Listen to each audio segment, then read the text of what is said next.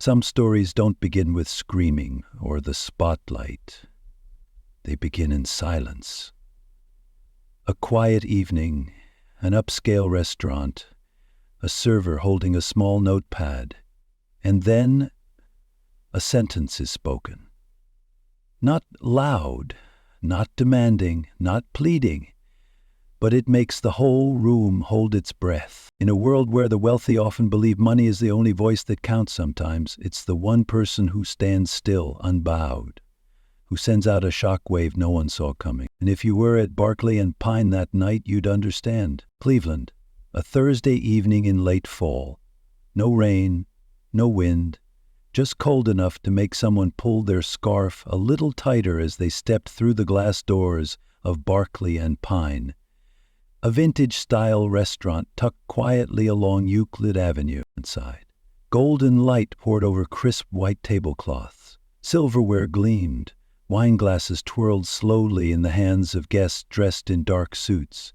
Soft piano music drifted from ceiling speakers, an instrumental version of a Stevie Wonder song that made time itself seem to pause for a moment, letting diners savor every slice of perfectly seared salmon. Everything moved in rhythm, orderly, gracious. Near the bar, a server leaned in slightly, taking down a dessert order from an elderly couple.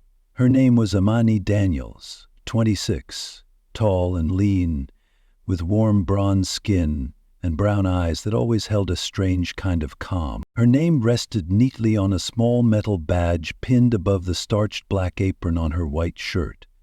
Tight curls pulled back into a clean bun. No makeup, no embellishment, just tidiness, clarity, and a kind of effortless professionalism that made people forget she was just a server. Mani wasn't new. She didn't need to act chipper to earn tips, didn't need guests to remember her name. She showed up, worked, served, noted every detail, and left when her shift ended. The manager called her the Steel Girl, not because she was cold, but because she never let emotion rattle her stride. That night, the restaurant was busier than usual. A business conference at a nearby hotel had sent a flood of well-dressed, high-maintenance diners their way. Long orders, louder voices, no shortage of entitlement. Amani didn't mind. She'd worked through plenty of nights like this. Her shift started at 4:30. It was now close to 8. Her feet ached a little, a red line pressed into her hand where the apron string had dug in, but her pace never faltered. She had just placed a crème brûlée on a tray when the bell at the kitchen counter rang to signal a new order. Everything still ran like a Swiss watch. She glanced at the wall clock behind the wine shelf. The second hand moved slowly. Tonight had the scent of something about to happen. Whether it was the chill in the air, or the way the man at table 6 kept tracking her every step, she couldn't tell, but instinct said stay sharp. At Barclay and Pine, serving wasn't just about carrying plates. It was the art of reading a whole table in a single glance. Who's having a quiet fight? Who's about to send something back? Who just needs silence? And Amani was better at that than anyone else. She didn't guess, she observed. She didn't cater, she responded. No one noticed when she glided past table 14, where a group was chatting about a new biotech startup. No one saw her switch out the cutlery at table 7 for a left-hand guest. She moved like part of the room, unobtrusive, exact. A new hire once asked her, "How do you stay so calm, all shift without getting tired?" She smiled and said simply, "It's not that I'm not tired. I'm used to it." Fatigue to her was just another part of the uniform. She wore it like the apron, kept it tucked in, neat, never let it spill into the space she worked in. But then a sound cut through. Not the music, not a clink of glasses, a voice. Steady, low, not loud, but sharp enough to slice the air a little. "Excuse me." "Hello?" Amani paused. That voice wasn't someone asking for a spoon. It carried something sour. She turned toward table 9. A silver-haired man dressed in a sleek black suit that fit like it was tailored in Italy sat upright. His gaze hit her like she was a crooked table that needed fixing. Across from him, A woman in a beige dress kept her eyes locked on the menu, refusing to meet anyone's gaze. Hermione answered gently, "I'll be right with you, sir. Thank you for your patience." She turned back to finish the order in her hands. For a few seconds, no one spoke. Only one thing began to shift in the room: the temperature of the silence. And there, though no one realized it yet, something had started. Table 9 sat by the tall window, where streetlights spilled a soft glow inside. But in that moment, the light didn't soften the air around that table.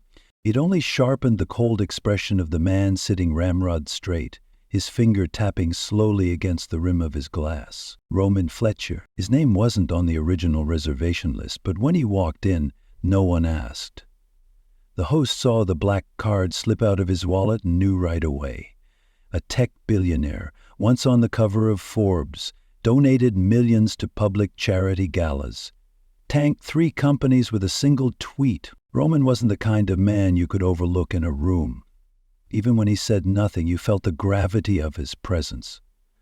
Like the laws of physics had been adjusted just for him. And Monty knew men like that. They didn't need to raise their voice. Their eyes did the work. She returned after finishing the dessert order. 2 glasses of water on her tray. A polite, measured smile, her posture upright, her steps steady. "Thank you for waiting, sir. I brought your water. Would you prefer sparkling or still?" Her voice was calm, courteous, not submissive. Roman didn't look at her. His eyes stayed fixed on the street. His reply came out like a blade freshly sharpened. "So you can talk and carry water. Should I applaud you?" The woman seated with him shifted slightly. No one heard her chair move, but the air picked up on it. The shame creeping in. Hermione didn't react. She'd heard worse. A man once laughed in her face when she apologized for a late order. A woman once called her useless for bringing the wrong number of spoons to a birthday dinner. She was used to it. But being used to something doesn't mean being numb to it. "Still or sparkling, sir?" she asked again, even more composed than before. Roman let out a small laugh. No sound in it. Just contempt. "Do you know how long I've been sitting here? 15 minutes. 15, and I have to repeat myself to the server? What kind of training does this place give? Or were you busy tweeting about social injustice?" This time, his voice wasn't quiet. Carried clear enough for table 8 to hear. One person froze mid-sip. Another set down their fork. No one laughed. No one said a word. The room tightened. Hermione stood still, one hand balancing the tray, the other steadying the 2 glasses. Her mind was spinning fast, but her face didn't flinch. This wasn't the first time she'd been spoken down to, but something in Roman's tone. It wasn't just directed at her, it was like he was speaking through her, on behalf of something larger. A layer of prejudice wrapped in politeness. She set the tray down gently. "I apologize if there's been any inconvenience, sir. I'll place your order as soon as you let me know your preference." Roman tilted his head. A smug little tilt, like someone inspecting a toy for defects. "You think that snippy tone is professional? That's your service attitude." The server farther down turned their head. Thomas, the manager, still at the host stand, began to glance in their direction. Hermione knew she was being tested, but what kept her steady was the one thing Roman couldn't understand. Her silence wasn't surrender. It was a decision.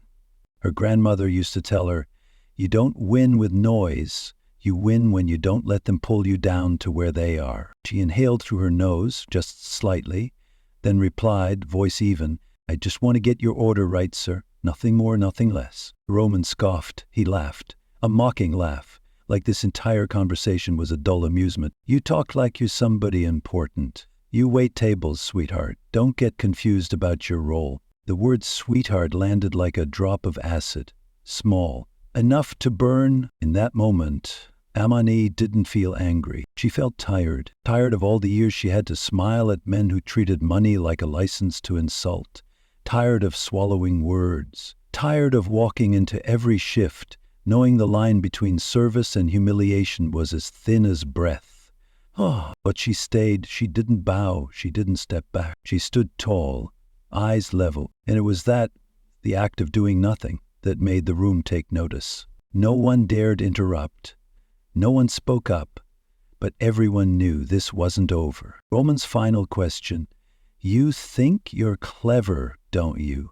still hung in the air. It no longer stood with the powerful. It stood with the one who had the courage to speak, not to attack, but to reveal. Roman stood frozen, and in that moment, all the money, the interviews, the flattery he'd collected over the years, none of it mattered.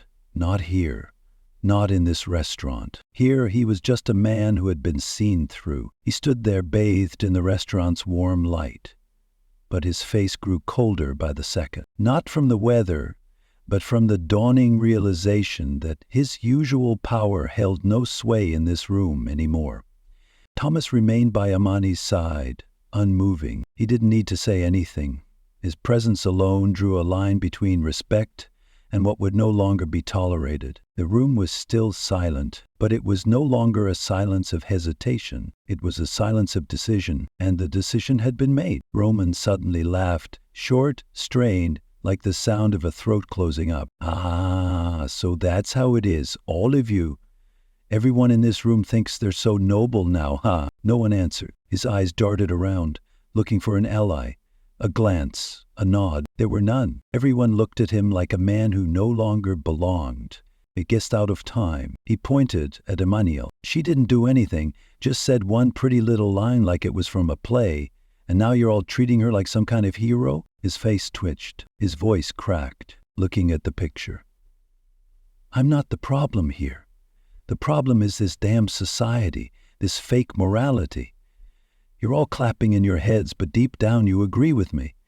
You're just too scared to say it." A sigh came from the back of the room. No one knew whose it was, but it carried the weight of exhaustion, not from offense, but from sheer familiarity. They'd all seen men like Roman before, the kind who feel betrayed simply because blind loyalty has finally run dry.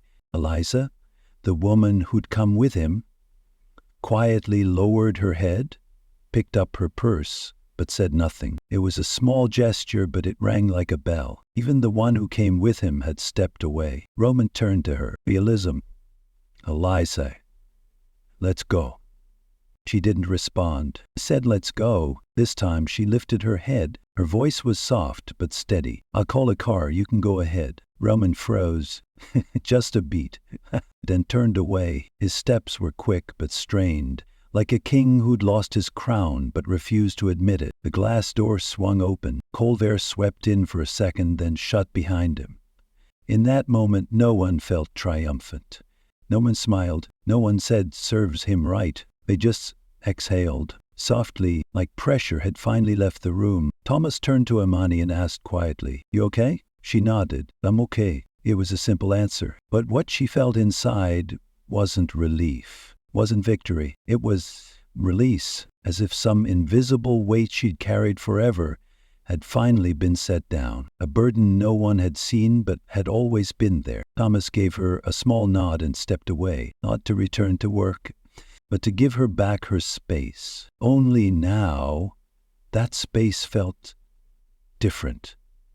Seen. Amani stood still a moment longer, then turned and returned to her section as she began taking her next order. And then, small things began to happen. A guest at table 14, who had remained silent the entire time, lifted their glass slightly as Amani walked by.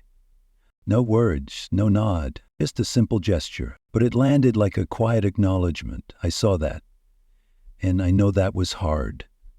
And right. At table 6, a middle-aged woman whispered to her companion, "I'm telling my daughter about this.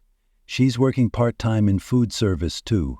At table 5, an older man in a simple sweater leaned toward another server and said, "That girl, she's got grit." Tiny acts, a glance, a note scribbled on a check, a subtle nod while handing over a card, all began to stitch themselves together like pieces of a mosaic. And in that new picture, the center was no longer the man in the black suit who just stormed out. The center was the woman still standing, still walking table to table, still serving, but from now on, no longer invisible. When Amani returned with the water tray and her notepad, her steps were as steady as before, but inside, something had shifted.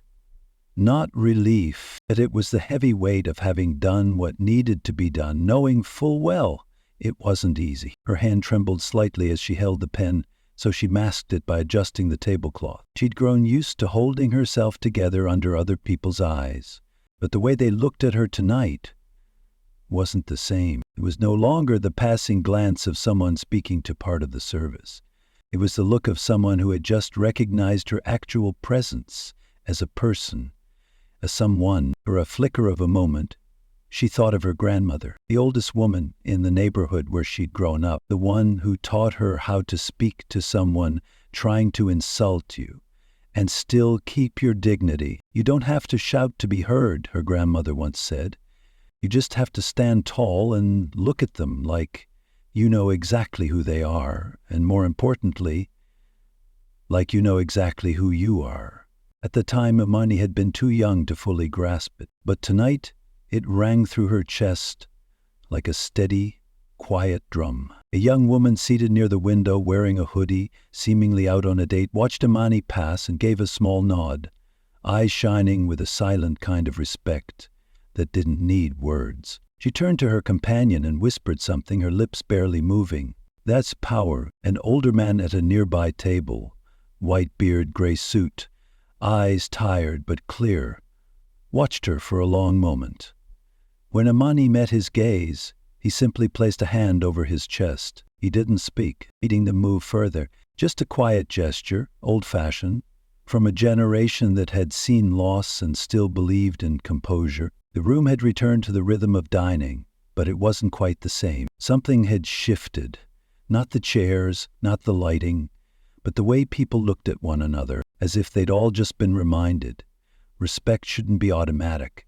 It has to be chosen every single day. In a corner, Eliza hadn't left yet. She'd moved to sit alone at the bar, ordered a glass of wine, didn't pull out her phone, didn't look around, just sat there, as if weighing her entire life against every drop of that glass. As Imani passed by, Eliza spoke up, softly, not commanding, not requesting. I'm sorry I didn't speak up sooner. Imani didn't fully stop, but slowed enough to hear. She tilted her head and replied gently, but you didn't stay silent all the way to the end. That's enough. Eliza nodded slowly, then turned back.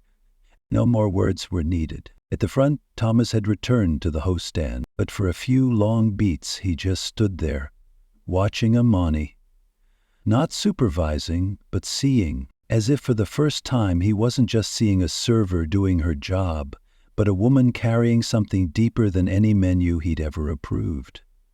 That night, after her shift ended, Imani untied her apron, grabbed her bag from the locker, and left through the employee door behind Barkley and Pine. No one saw her out. She didn't need anyone to. She was used to walking home alone, the worn soles of her server shoes making soft taps against the cold cement. Outside, night had fully fallen. The city moved as it always did. Distant car horns, yellow lights glowing from office buildings like the eyes of strangers. But Imani didn't feel invisible in the Cleveland night anymore. Not because she'd been recognized, but because for the first time she didn't feel like she had to brace herself just to survive another shift. She reached her apartment, a third-floor unit in an aging building, dropped her bag on the chair, kicked off her shoes, flicked on the living room light. Everything looked the same, but her phone didn't. The screen lit up nonstop. 9 unread texts, 17 Instagram notifications, a missed call from Kayla, her best friend from high school now living across town. She hesitated before unlocking it. Something welled up inside her, a quiet instinct that the world beyond this apartment was no longer quite the same. Kayla called again, right on cue. Girl, oh my God, that was you, wasn't it? What are you talking about? Imani still hadn't caught up. The video, the one from the restaurant, someone filmed it. It's blowing up on Twitter and TikTok. You're like everywhere right now. Imani unlocked her phone. A text from a coworker popped up, attached to a link. She opened it. It was, in fact, the video, not high quality, hurled from the next table, a little shaky. Whitley clear enough. Roman Fletcher throwing out bitter words, and her standing tall, expression calm as she spoke that one sentence. You must be exhausted carrying that much anger into every room you walk into. Below the video, waitress shuts down Billionaire with one line. Dead silence. Tons of shares, comments pouring in, subtitled versions, clips with music layered in. Someone had even added a gospel choir backing track. Another had slowed it down just to replay the moment she delivered the line. Some of the comments read like poetry. She didn't yell, didn't cry, didn't plead. She stood. And that was enough. This is how you carry dignity, not with noise, but with presence. Amani sank into the sofa, phone still in hand. She didn't know what to feel. Not joy, not panic, just something strange, like watching a stranger with her face being turned into a symbol by the world, one she never signed up to become. Kayla was still buzzing on the other end of the line. Girl, you have no idea what you just did. People are calling you the queen of composure. There's even a hashtag. Grace under fire. Did you see it? I didn't do anything, Amani whispered. Exactly. That's why they noticed. He didn't respond. Just set the phone down and stared up at the ceiling. And for the first time that night she felt tired. Not from 6 hours on her feet, but from the weight of thousands of unfamiliar eyes now looking her way. The next morning, the restaurant hadn't even opened yet and the phone was already ringing. A local station requesting an interview, a national network had emailed, even a coffee brand had reached out, offering a leadership training scholarship. Thomas called her into the manager's office just as she'd clocked in. It really took off, he said, voice steady. She nodded. I didn't post it. I didn't want... I know, Thomas cut in. And because you didn't try, that's why it's spreading the way it is. He turned the monitor toward her.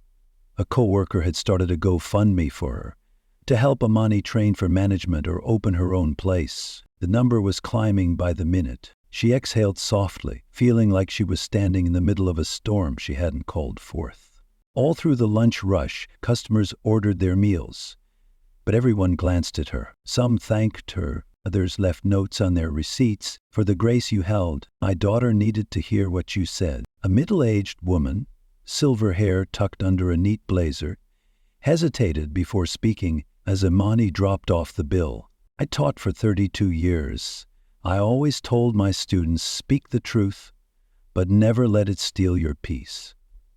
You're living proof of that. Amani smiled gently, but it wasn't pride that stirred inside her. It was a kind of quiet, beautiful sorrow, the understanding that sometimes you don't have to do much to become a symbol. You just have to not fall. That night, after her shift, she headed home. But this time, her mailbox held more than utility bills. There was flowers, postcards, and a handwritten letter from a girl in Indiana. You don't know me, but tonight, I took back my resignation from the diner where my boss yells at me every day, not because I want to rebel, but because I want to hold on to the calm you showed. Amani read it and sat down on the front steps. The hallway light was dim. Cold air slipped in through the door frame, but she didn't feel cold. She just didn't feel alone anymore. 2 days after that night at Barclay and Pine, Cleveland buzzed like it always did. Cars lined up on Euclid Avenue, office windows lit up at sunrise, and people packed the coffee shops near the station like the world had never paused. But somewhere beneath all that, a quiet wave was spreading, not loud, not flashy like the usual online drama. It passed through emails, side conversations, co-worker group chats, even in the advice a mother gave her daughter starting her first server job. There's a girl named Amani Daniels, someone said. He didn't raise her voice. But the whole room had to hear her. Eliza came back to the restaurant that Tuesday morning. It's not to eat. She just sat at the bar. No makeup, no heels. She ordered a glass of water and waited. Amani spotted her instantly. She walked over, her expression neutral, like they were two acquaintances who'd met once before. Are you doing okay? Eliza asked quietly. I'm still working, Amani replied. Not bitter, just honest. Eliza looked down at her water, then back up. I came to say I'm sorry for not saying anything, for just sitting there while he did that. Amani looked at her for a moment, then nodded. Silence isn't neutral. But you didn't cheer him on either, and you came here today. So you've made your choice. Eliza smiled, light, Relieved, she reached into her bag and pulled out an envelope. "I wanted me to give you this, a letter, no demands, in case you want to know what he thinks." Amani took the envelope but didn't open it. She simply slipped it into the pocket of her apron and walked away. At a vocational training center in East Cleveland, an email had just arrived, an anonymous donation earmarked to fund full scholarships for 5 students studying customer service. It was labeled, "In honor of A. Daniels." An office assistant who'd seen the video circulating on Twitter whispered to herself, "I think I know who that is." Thomas, the manager, began to change. Not in the grand, performative way. No medals handed out, no sudden Employee of the Month titles. He just quietly started doing the things he hadn't done before. Making sure Amani didn't get assigned to tables with unpredictable guests. Staying close during rush hours so she wouldn't feel isolated. Not turning away when someone made a snide remark under their breath. He didn't praise her out loud, but sometimes the way he looked at her wasn't the gaze of a manager monitoring an employee. It was the look of a man relearning how to recognize dignity in the smallest of things. On Thursday morning, an email arrived in the restaurant's inbox. "We represent a national organization focused on professional soft skills development. We'd like to invite Ms. Amani Daniels to speak at our upcoming panel, How to Hold Dignity in a Service Job. We understand she never sought attention. That is precisely what made her words so powerful." Amani read the email while waiting at a red light on her walk home. She stared at the screen for a long moment, then slipped the phone into her pocket. She hadn't replied yet, but something inside her had already shifted. Not because of recognition, but because now she knew there were others, younger and more vulnerable, watching her like a landmark. That evening, back at her small apartment, Amani finally opened the envelope Eliza had given her. Inside was thick paper, the kind used for formal handwritten letters. No logo, no header. The letter itself was brief, polite. It seemed sincere, but it was the handwritten line at the bottom that made her pause. "I used to think silence meant submission, but that night you showed me it can be a mirror. One that reflects every flaw. I don't expect forgiveness. I just want you to know, I heard you. For the first time, I really heard." Amani read it twice. She didn't cry. She didn't smile. She folded the letter and placed it in her file box, next to the utility bills and an old photo of her late grandmother. 3 days later, a man in a gray shirt with no tie walked into the restaurant. "I'm here on behalf of Mr. Fletcher," he said. "Not to ask for forgiveness, just to deliver a message." Amani stepped to the host's stand. The man handed her another envelope, along with a certificate confirming a donation to a local program training young people in service work. "Name the fund the Quiet Strength Fund," the man said. No mention of his name. It's just one message. "Sometimes the quietest people change the world the most." Amani said nothing. She just nodded. "Tell him one thing for me," she added as he turned to leave. "This isn't redemption, it's responsibility." On Sunday morning, Amani stood in front of 20 high school students at a career center. No stage, no cameras, just a white-walled room, plastic chairs, and 20 curious faces. "Sometimes people will look at your job, your skin, the way you dress, and think they already know who you are," she said slowly. "You can't change every opinion, but you can choose how you respond. You can choose to stand in yourself." A student in the front row, wearing a worn-out hoodie, raised his hand. "After that night, what do you think changed?" Amani smiled. "I didn't see the world change overnight, but I saw a room full of people go silent, not because they were afraid, but because for the first time they had to think. And sometimes that's enough to start something." But the impact wasn't in how many times the video was shared. It was in how one ordinary person forced a whole society to reconsider itself. Not by shouting, but by standing still. Not by accusing, but by speaking a single, undeniable truth. Amani didn't become a hero. She remained herself, working, going home, paying bills, holding her own. But since that night, more people have started learning how to hold their silence, not to shrink back, but to stand taller. Amani Daniels never meant to become a symbol. She didn't post anything. didn't share her story online, didn't start a hashtag. But the world doesn't ask for permission before turning a person into an idea.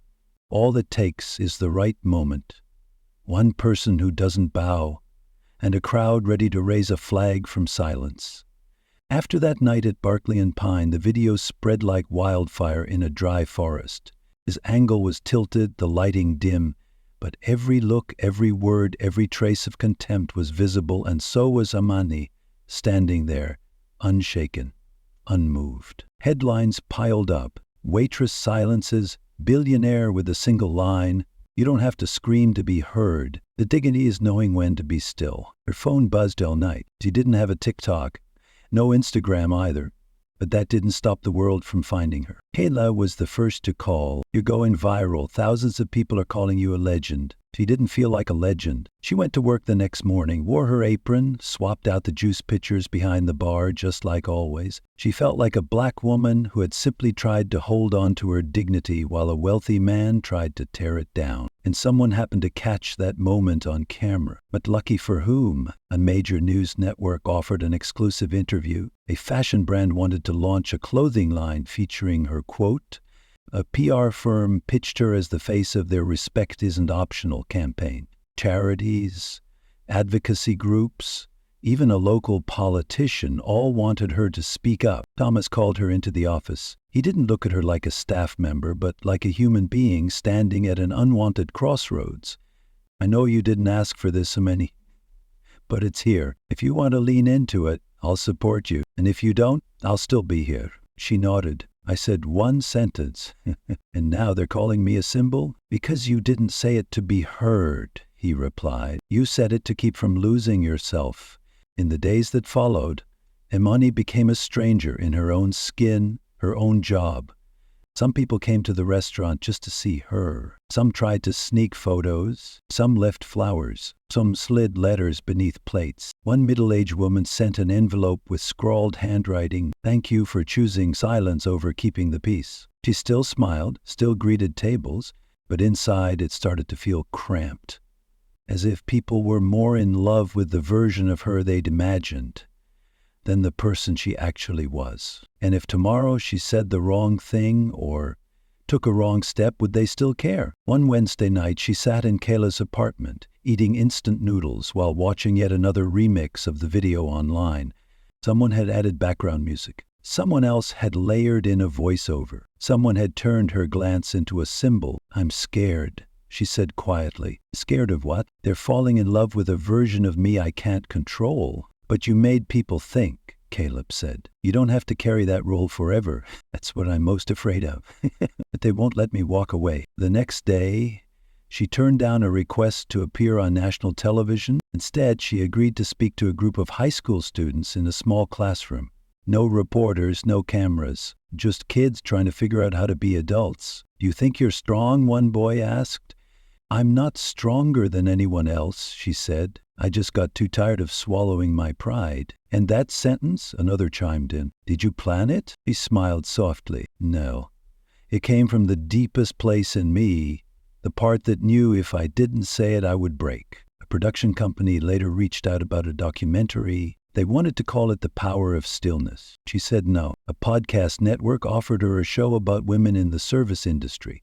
She stayed silent. A magazine asked for a piece titled "The Moment That Made Me." She sent back a single line. "I'm still living that moment every day, standing, serving, holding myself." Each refusal was a way of keeping something intact. She wasn't rejecting attention. She was refusing to let it rewrite her voice or her heartbeat. At Barclay and Pine, things slowly returned to rhythm. But Amani wasn't the same, not because she changed, but because she made others see her differently. A regular customer said, "You don't have to say much, just standing there, you make people feel calm." A 12-year-old boy who came in with his mother approached her and handed her a folded slip of paper. It read, "Next time someone bullies me, I'll think of you." Amani slipped the note into her pocket, not to keep, but to remember that standing tall on a stormy day might be the lighthouse someone else needs to find their way. She wasn't a symbol. She never wanted to be one. But if someone needed a face to believe that silence doesn't mean surrender, she was willing to lend them hers,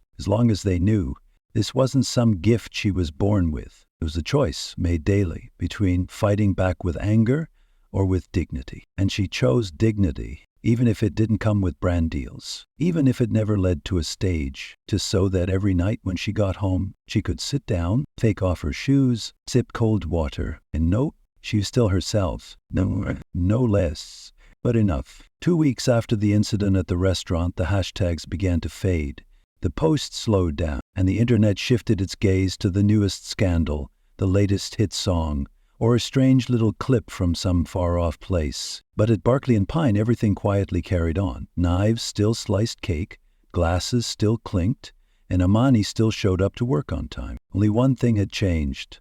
People looked at her like they'd just read a chapter from a book they never expected to be written by a waitress. No more suspicious glances or invasive curiosity, just subtle nods, respectful eyes, like they were looking at someone who'd walked through a storm they themselves only watched from a safe distance. Then, on a quiet Wednesday afternoon, a stranger walked in, gray suit, no tie, holding a white envelope. He approached the host's stand and asked to see Amani, but didn't give a name. When she came out, he simply said, "I'm not with the media, no cameras. I was just asked to deliver this to you personally." Inside the envelope was a sheet of thick paper, printed with the name of a prestigious law firm. But the first line wasn't a threat.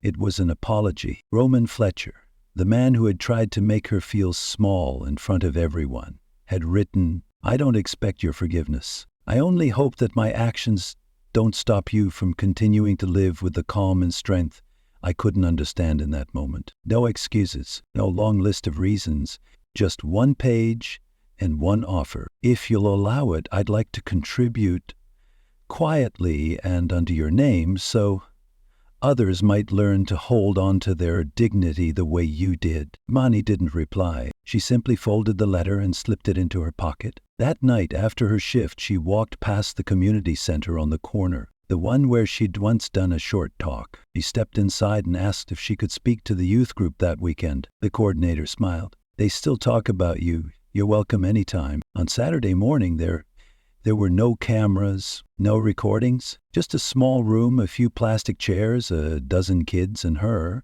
wearing an old sweater, hair pulled back, hands in her pockets. "I'm not here to tell you how to be a hero," she began. "I'm just here to say that silence isn't always weakness. And sometimes the strongest response is the one they didn't expect." The small boy mumbled, "If that happened to me, I think I'd cry." Amani nodded. "There's nothing wrong with crying, but don't let your tears wash away the truth of who you are. You can still stand afterward." And sometimes just standing is enough. No applause, no cheers, just silence. Not awkward, not tense. The kind of quiet that fills a room when something has landed, when everyone just gets it, and words would only dilute the moment. As the session ended, a shy girl approached her. "Are you the one from the video?" "I'm the one from my own life," Amani smiled. She left the center as the sun dipped low. On the walk home, her phone buzzed several times. News alerts, messages from old friends, an invitation to join a media campaign. She didn't check. She didn't need to respond to everything. She just needed to know that today one more person had learned this. Dignity isn't something someone gives you. It's something you keep, no matter how loud the world gets. When she got home, she took off her shoes, poured a glass of cold water, and opened the window to let in the breeze. The night was quiet, no headlines, no hashtag. Just her alone sitting on an old wooden chair and knowing deep in her bones that she had said the right thing at the right moment in the right way. Not to be remembered, but to remain herself.